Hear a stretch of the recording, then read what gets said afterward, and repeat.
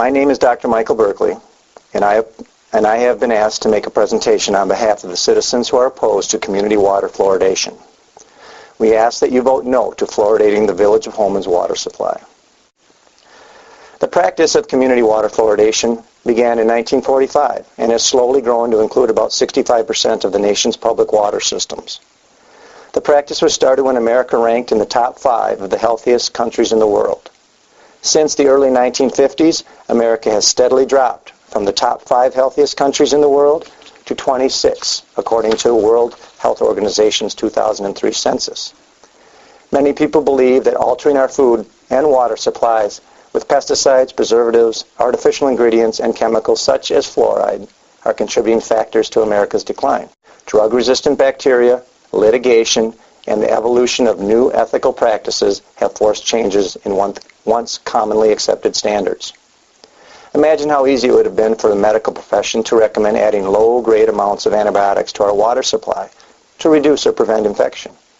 Imagine how easy it would be to recommend adding any number of chemicals to our water, air, or food to reduce or prevent arthritis, nearsightedness, memory loss, decreased strength and stamina.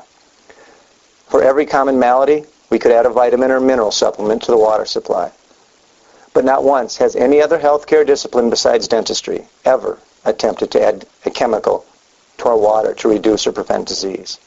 Community water fluoridation is an archaic and unethical form of mass medication. Cloning, genetic modification, artificial ingredients, preservatives, colorings and dyes, and chemicals, including fluoride, are being looked at with much greater scrutiny by health-conscious people. The majority of the healthiest countries in the world have banned, rejected, or stopped fluoridating their community water supplies for legal, health, or ethical reasons. I urge you to be cautious and not overlook the much larger picture. Carefully consider that you would be giving up a personal freedom, as well as taking that personal choice away from those who do not support fluoridation. Carefully consider the principles of mass medicating the water supply and potential ramifications.